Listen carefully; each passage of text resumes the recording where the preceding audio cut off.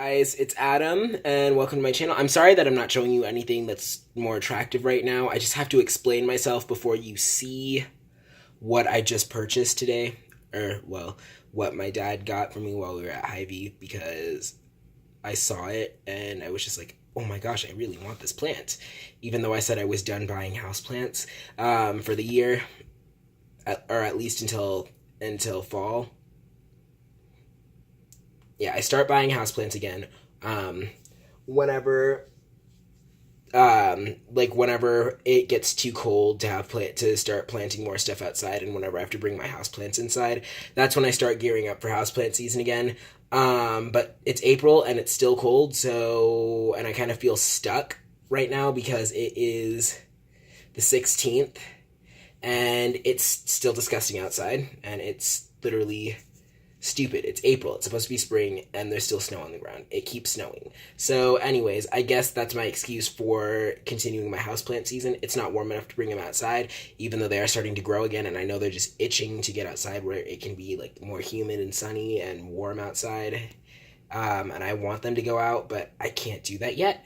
But my big thing right now is that I ended up buying another houseplant. And it was only $4 at Hy-Vee, and I just couldn't pull myself away from it because they just placed it somewhere that was like, it was just a horrible spot because it took me by surprise, and I'm like, oh my gosh, it's adorable. And it's a plant that I have a bad history with. So may I introduce to you guys my new African violet. I couldn't help myself. It just looks so big and so beautiful. I had to do it. And it's sitting by my sink right now because I've learned a couple things about African violets because I've been kind of fawning over those African violet leaf cuttings that I've had for almost 2 full months right now, and 2 of them have plantlets that are well on their way to becoming big, mature African violets like this. But basically, my deal was I'm not good with African violets, or at least I wasn't before, but I won't speak for right now because I know that I've done so much reading, I've done an ungodly amount of research on them, and I've done so much, I've looked up so many solutions to all the issues that I've had with African violets in the past. Looked at the African violets that I owned earlier this year, for what went wrong with those. One of them was not my fault. The last African violet I bought from Hy-Vee was so unhealthy. I was like shocked. But the reason why it wasn't from Optimera like this one, it was from, oh God, what was it? It was from an unlabeled pot that did not look this healthy. It was actually kind of sad looking. It had really small leaves. It had pretty flowers, but such small leaves, that it looked malnourished, and it was just so skinny and leggy. I thought maybe I could help it. But then I found out that it was grown in a cell tray, and that the mixture that they used when it was just a little tiny plant was so bad that it had compacted into a rock. So the root ball was so small because the roots weren't getting through at all. And then the other one, I'm not sure what happened to it. I think it was just the soil that it was grown in. Yeah, because the root ball shrunk away from the pot, and I just couldn't save it in time. But anyway, so I've done some research. I'm sorry that I'm rambling on. It's probably going to be a few-part video just because I'm not doing a tutorial on how to take care of them. I doubt you guys will watch this whole video, but I just want to just kind of get through my theories for any of you who are interested in helping me to grow this African violet, because I really, really want to start collecting African violets just because I've seen so many pictures of really pretty species, and I've kind of started to fall in love with them, even though I've got a terrible history, and I want to be good at growing them. So I've got a few theories as for how I can troubleshoot the issues that I've had. First things first, the soil that they're grown in is sometimes not the best.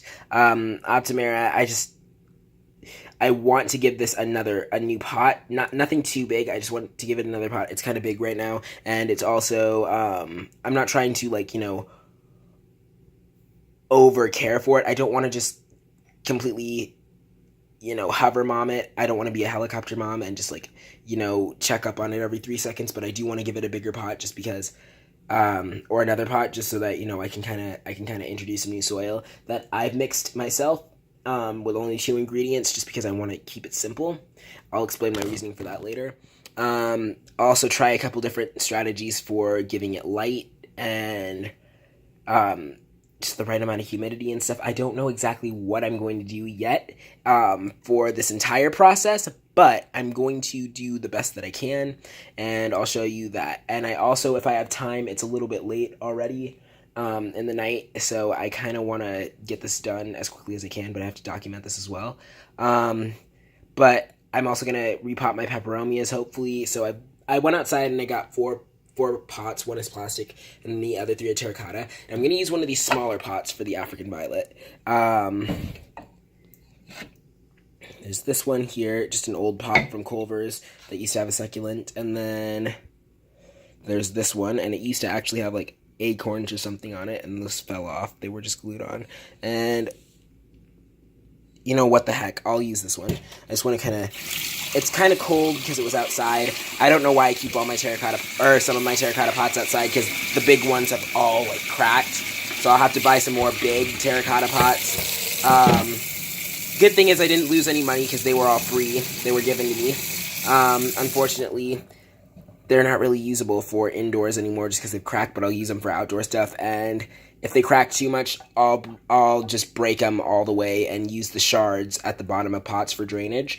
But anyways, I just want to kind of warm this one up. I'll wash it all the way out before, but I'm going to give you some of my theories real quick before I actually repot this thing and show you how I'm going to do that. I just want to give you a couple theories for what I think I could do better and why I think this will work.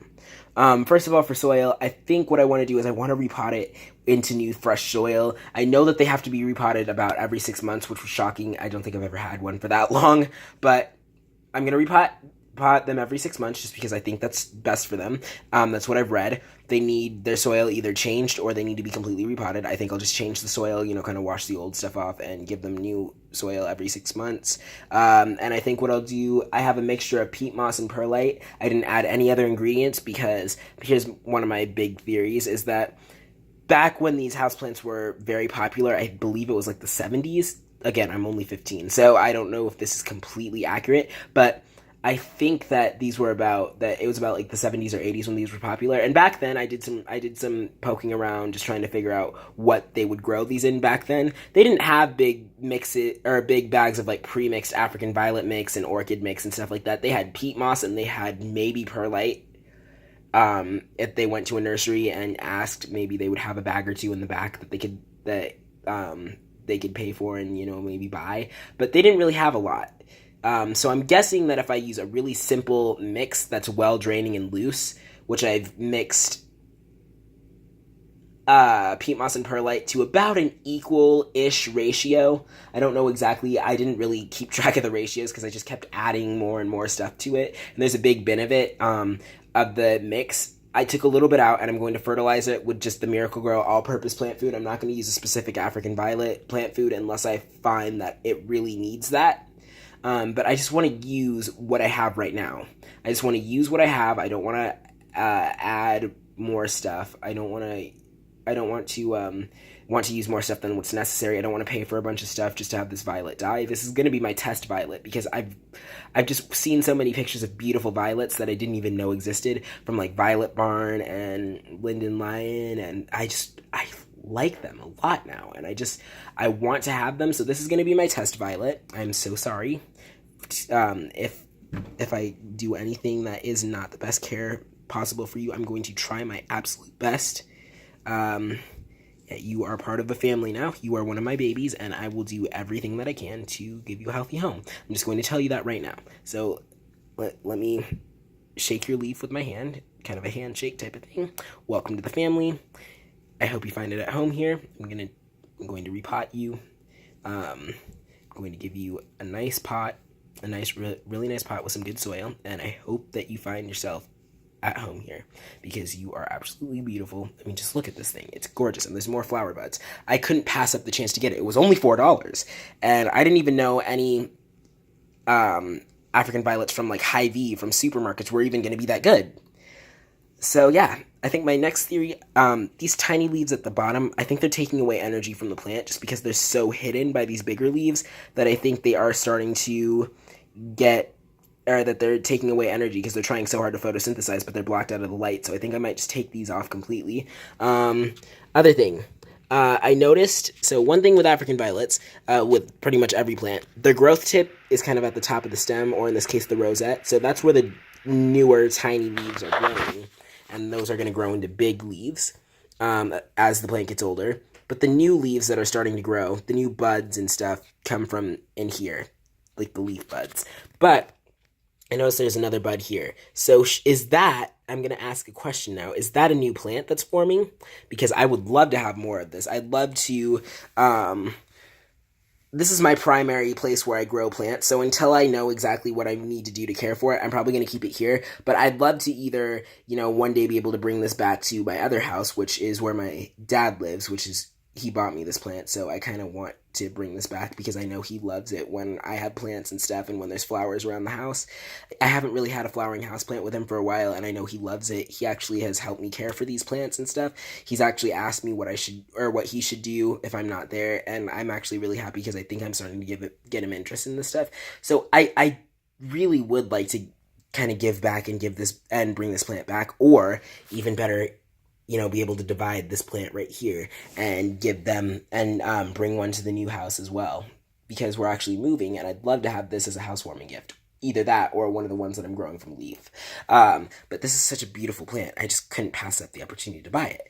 My other theory that I have here, that I think is kind of a valid theory, I think a terracotta pot, since they absorbed, and actually, you know what? As much as I love this pot, I think I might use this one because I'm trying to improve the humidity as well. If I need to, I'll use fluorescent lights for my African. I can't remember if it's inflorescent or fluorescent that they like. Oop, I'm sorry if I messed up the orientation on the video. I didn't notice my phone was at an angle. But anyways, I want to give these, or I might use the unglazed terracotta because I want to make sure the humidity is good. My two choices were either to put it on a tray full of moist pebbles, and I know that that it's not that hard, but I kind of feel like I might, have it sitting on too much water and it might rot.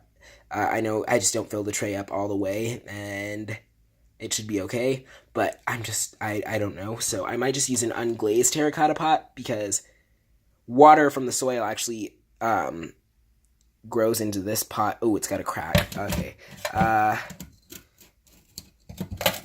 Yeah, I don't know how long that's going to hold up, so I might use it. I'll decide in a sec. But yeah, it actually kind of wicks water from the soil, and then it evaporates into the air, causing a more humid pot for my African violet. So I might choose the unglazed. But I think that either way, since this one, it does feel pretty much unglazed around the rim, and actually around most of this, just since the glaze has cracked so much over the years, I think that this one is actually a suitable option.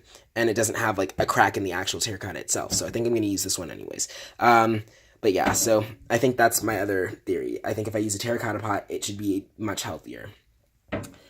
Also, I've noticed that these plastic pots kind of lead to kind of a crust on top of the soil.